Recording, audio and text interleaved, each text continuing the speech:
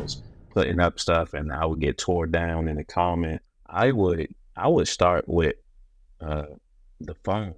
I challenged myself to be able to put out at least 10 videos a month. There's a lot of people on the internet that give out information and it might not necessarily be true. Like the first time I saw your comment on my YouTube video, I was really happy. Like I wasn't expecting it at all. I wasn't expecting it. Oh Really yeah. excited. Yeah, I was really excited. Thank you for that.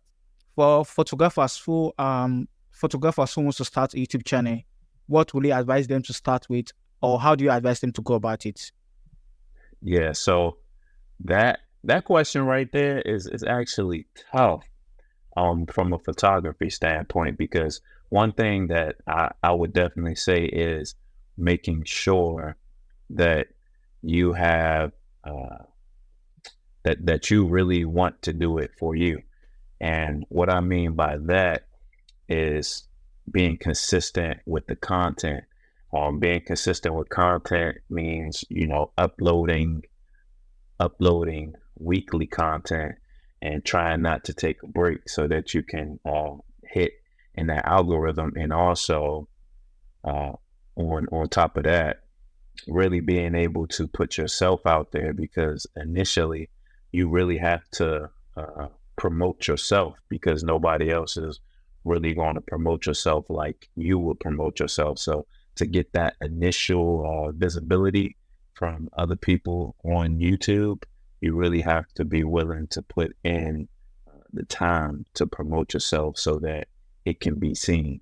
I saw your first video. I think you were into like showing people new place, like into that vlogging style of videos. I think maybe I don't know, but maybe like you started doing YouTube before photography. So I just want to know, how did you start your photography journey?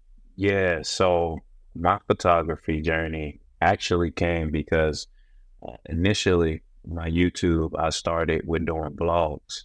And while I was doing the vlogs, I used to take pictures everywhere that I was traveling. And my phone, wouldn't keep the quality over time. So I eventually bought an actual camera so that when I traveled to these countries, I could take pictures that would keep their quality over time.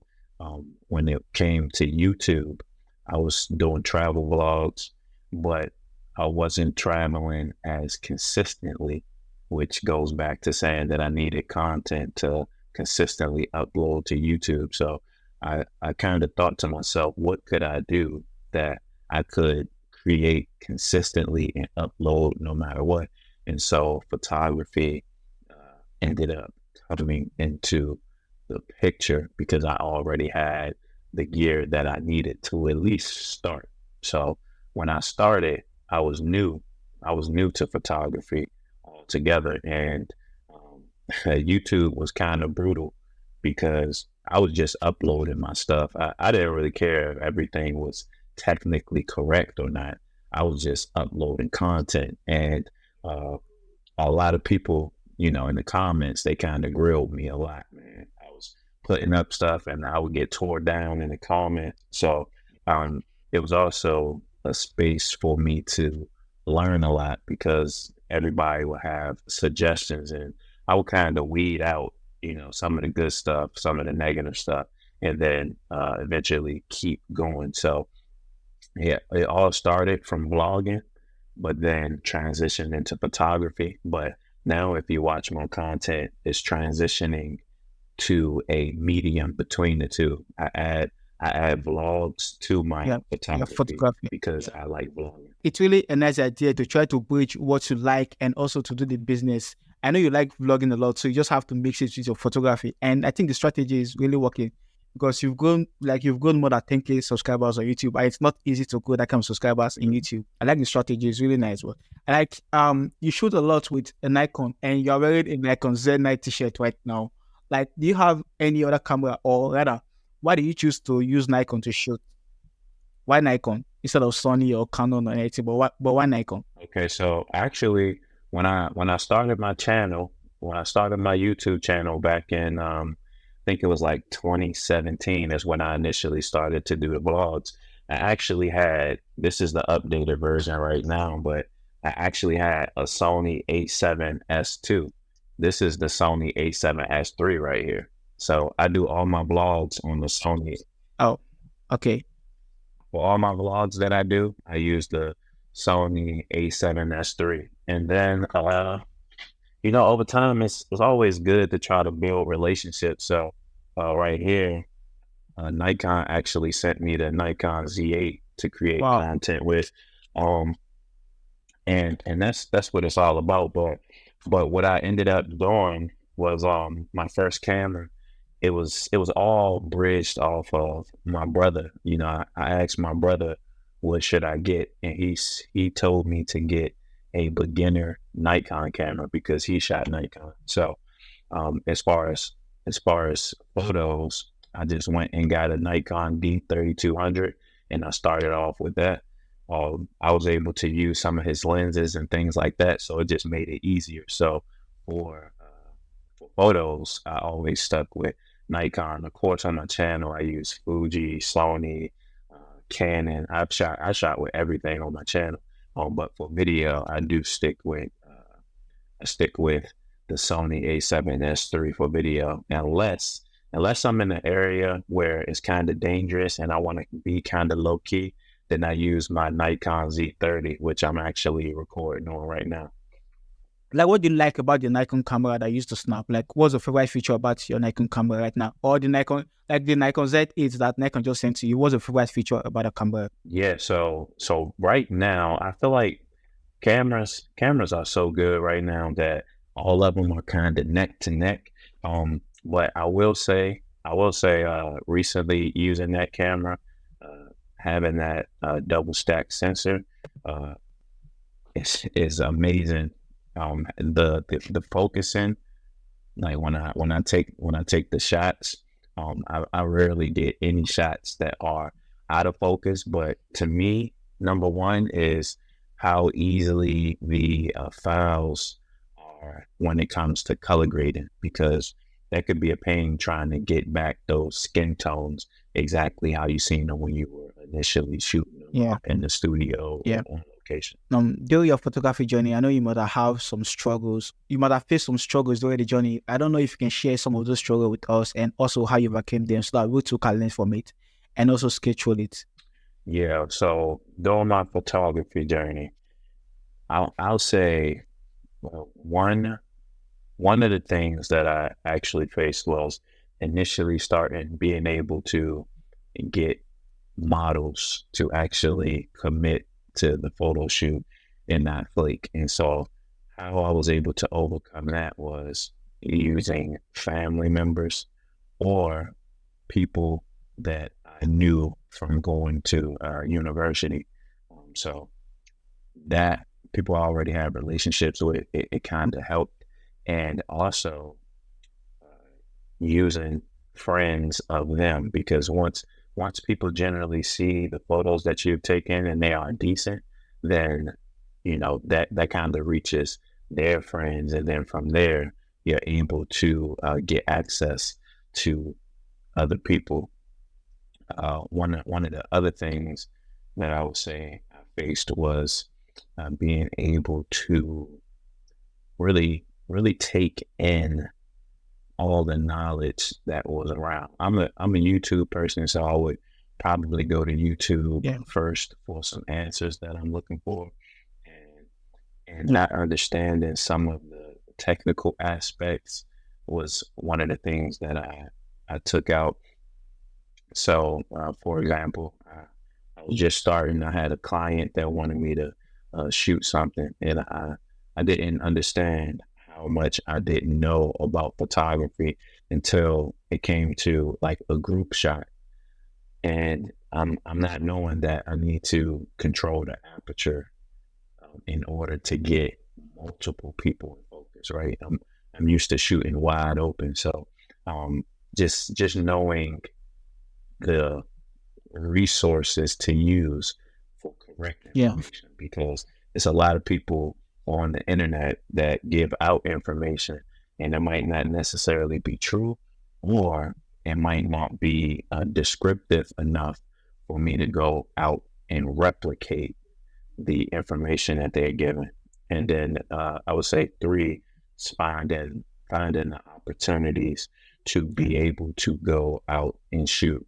A lot of the times we are stuck behind the computer and just looking at tutorials and things like that without ever going to go apply it. So you're getting all of this information, but you're never going out to um, go put it out. And so that came with really using my resources at hand. So finding people that I could go shoot with, and that's me using like Instagram, Facebook, or whatever may be the case to reach out to people. Yeah, but right now you have a lot of bodies which you shoot. Like your image, like the models you're using or your pictures right now, they are so beautiful, and the image are looking so good. And like I don't think you have that problem anymore when looking for model right now, because I think your DM is always full of model right now because the bodies you're using for all your pictures, they are really beautiful.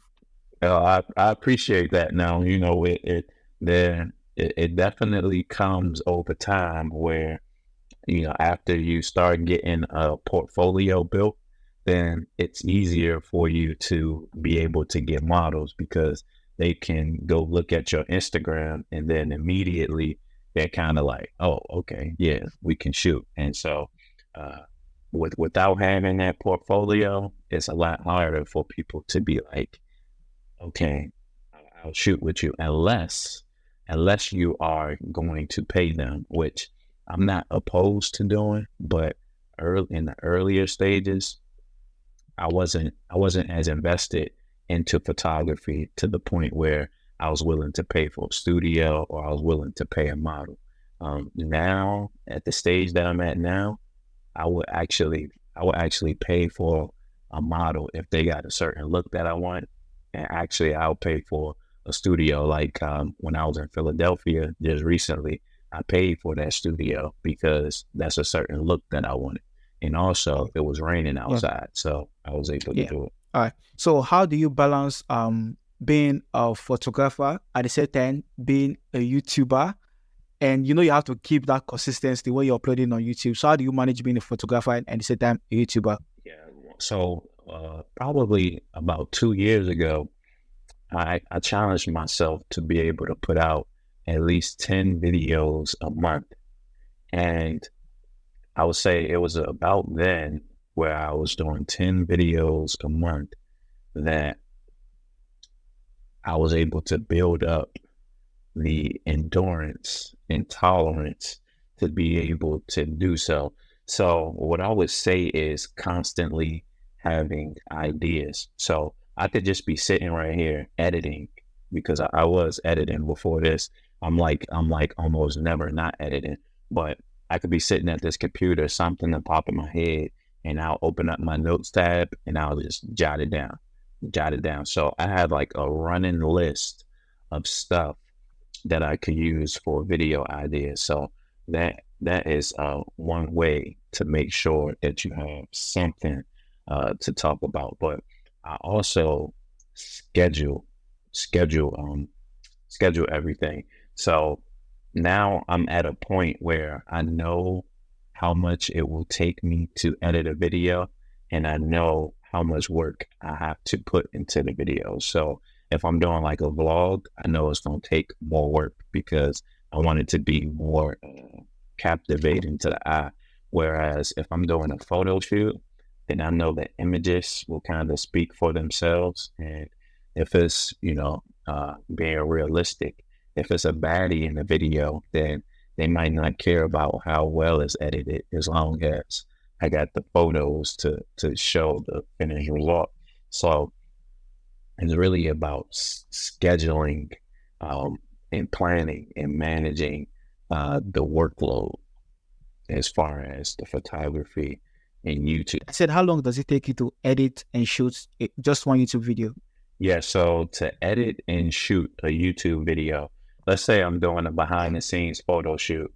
The photo shoot itself, I would say about 2 hours to shoot Okay. the actual photo shoot, and then to edit that photo shoot, I would say easily five, five, 5 to 8 hours to edit. And I normally break it down because I'll do the video first, and then Right? it takes more time to edit the photos. So altogether, I would estimate about 5 to 8 hours for one video. Wow. Wow. So when I started making YouTube videos, I wasn't using a camera, I wasn't showing my face, and also my audio wasn't that good. So like for YouTubers or let's just use content creator who want to start making YouTube videos. It doesn't matter which Yeah. style or which type of videos, like just videos for YouTube. What gear would you recommend them to start with? Honestly, right now, I would start with uh the phone.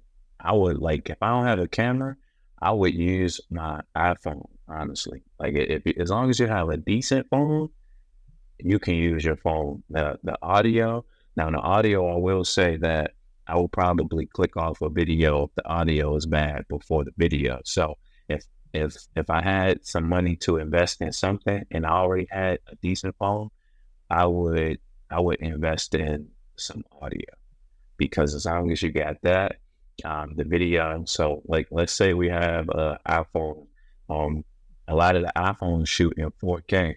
Um, and Yeah. if it doesn't have 4K, 1080p is good enough for YouTube, especially if your content is good. So above everything, I would definitely go with investment in audio first. And they have some pretty good options for cheap audio that would do like noise cancellation just to get the job Okay. done. So what about for photographers? Not YouTubers right now, just for photographers. What camera would you recommend to start with? So for photographers, I would still go with right now, depending on the budget. There are some good entry level mirrorless. Uh, I would not point you to. l- Let me say $600, $700, because I'm just Okay. speaking from Nigeria photographer point of view. So let's go with $600, $700, because that's a lot of money, Okay. right here. Okay. So from that standpoint, I would I would go with a DSLR, and I would not focus too much on any particular brand because honestly, I'm in a lot of photography groups with uh with photographers that are in Nigeria, Ghana, and all those places in Africa. And honestly, like the work is phenomenal. Just with a basic camera, I seen someone with like a D5600, and that Okay. camera right now you can get it for pretty cheap. And the, the the results I've seen with that camera, it really just goes back to let you know that if you got a good technique with initially taking the photo, and then Yeah. you have uh, some retouching techniques from T Lens Visual, then you can go a long way. All right. So what about The lens? Like, what lens would you recommend? lens now, if I had to spend money on a lens, I would go with a budget. I would go with a budget lens. And me personally, I like Sigma lenses, but also Viltrox is a good budget, and actually even cheaper than Viltrox, you have Young Nuo, and Young Nuo lenses are pretty cheap and they have good quality. I've actually used some of those. So if I'm trying to stay on the budget side, I would go with a Young Nuo Viltrox. Um, uh, if I wanted to go with third party, but get some quality, I would go with Signal Tamron. I'd like, would you recommend for the guys to start with 50 mm, 85 mm, or a zoom lens like that? Yeah, so from that budget perspective of 600 to 700, I would go with a 50 millimeter for sure because Okay. I know I could get it for a good price, and you actually can get like a 1.8 for a good price. So I Uh, would go with a 50. That's what I started with. Also, I had a 50. Besides the kit we are almost coming to the conclusion of this study, but I just want to ask a quick questions. Like, what's your favorite tool in your camera bag right now? Your favorite tool aside of your camera. Outside of my camera, Yeah. I would have Including say, that's including your lights and your soft okay, boxes and all that, but excluding your camera. okay, excluding my camera, I would have to say one of the most useful tools in my bag has to be my variable ND filters, because a lot of the places that I have been shooting a lot lately, like I was just in France, I went to Morocco, I went to Portugal, I went to Spain, and You then travel a back lot. over here. Yeah, I travel stateside here a lot, California, Vegas. And one thing in common with a lot of these places is that the sun is always bright, the sun is always out. So I really need to be efficient with my lighting gear. So in order to cut down a lot of that variable ND filter helps me keep my shutter speed very low. And that's because I use a lot of off camera flash. So that's kind of a priority for me. So that variable ND filter is probably one of the best tools that I have in my bag. Not to mention, um, it also has different effects that I can Yeah. add on top of it, like star streaks. I have a glow mist filter that I can add in there. So it's actually a pretty nice tool to have. Do you prefer natural light or strobe light? Man, it is pretty interesting because it really depends on the mood.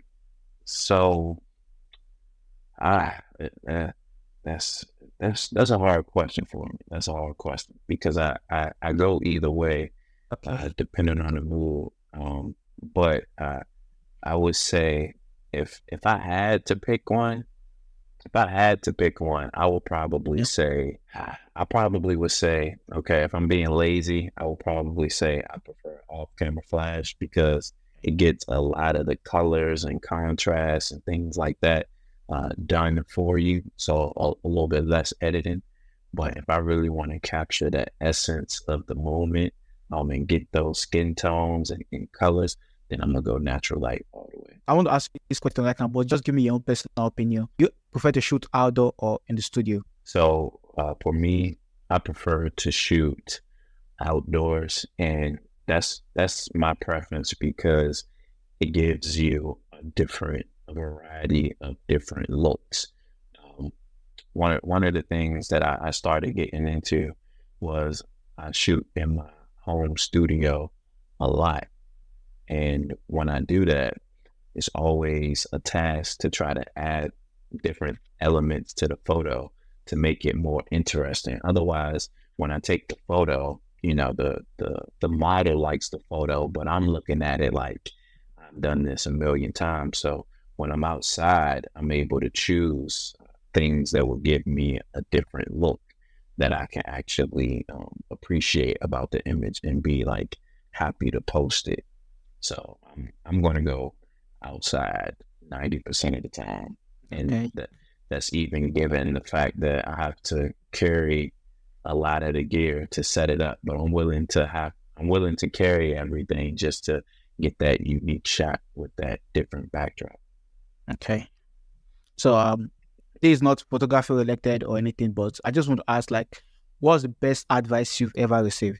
What is the best advice that I ever received? That's a good one.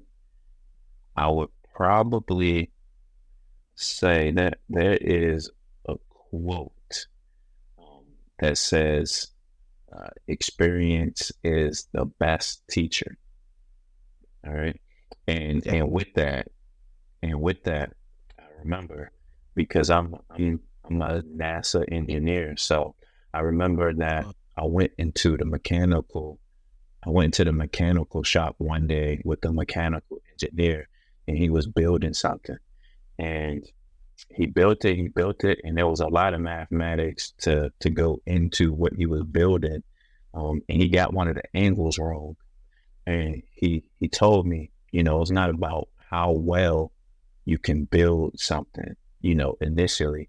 He said it's how well you can fix the problem that you created. So I think that that kind of stuck with me, and that was years ago. Because even when I'm approached with any type of problem, if like let's say you let's say you have an image and you shot too far in, so now you can't get that Instagram crop, right? Yeah. Now, luckily, we have generative fill where you don't have that problem anymore. But before that, it was like, all right, now how can you manipulate this image so that you can still get that crop and be able to post it? So I'm always thinking about, problems that are created, the best way I can fix a problem that I didn't initially have. That probably is the best one. What is the worst advice you've ever received? Had the worst advice that I have ever received. Man, maybe that uh, if if you get this camera and this lens, that your images will be, top notch. Because I have seen I have seen some people with like better gear than I have, right?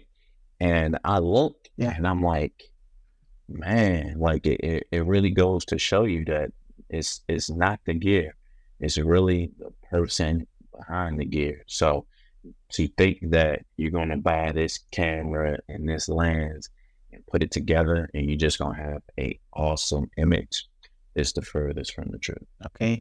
So finally, what advice will you give photographers, aspiring photographers, or a content creator like a YouTuber who is just starting out? So any photographer, content creator just starting out, I would have to go back to my initial statement where I say you have to promote yourself. You literally have to be your biggest fan in your own corner, especially in this YouTube space. A lot of the times over here, they have conferences, and I go to a lot of the conferences because they are good places to network. Now, initially, you look at the numbers on YouTube, and you might look and see like, oh, they only have 5,000 subscribers. That's nothing. But nowadays on YouTube, Yeah. that's actually a significant number. Okay. Because things are changing. And it was recently where I started to see like a lot of people, even with bigger channels, the hundreds of thousands, that kind of motivated me. Because I seen that they actually knew who I was, right? They might Yeah. not comment, they might not be in the comments and things like that, but they actually know who I am. So when I seen that, it let me know that my channel was being seen, you know. Just the way I saw your comment. Yeah, yeah, exactly. And that's a good feeling to push someone to keep going. Like you can get that comment and you like, oh man, I was just about to quit, but he commented. So I know people are seeing my stuff. So now I just have to push myself. And that's where I go back to saying that the best advice that I would give somebody is to tell them to be their own biggest fan and make sure you promote yourself. So any chance, push your work to as many platforms that you can. So I say, if you're using Reddit, post your stuff on Reddit. You got Threads now, post your stuff on Threads, Facebook, Instagram, Twitter, Vero. You got to use everything, and you have to relentlessly post your stuff, because everybody might not like it, but Yeah. there will be some people who are able to find you through that, and they will appreciate it. Really, really, really nice having this conversation with you, boss. Means a lot to me, and your insights were really, really helpful. I appreciate you for reaching out and having me, man. I want us to do a part two of this again and talk about something else. I'm definitely open to that. Just let me know.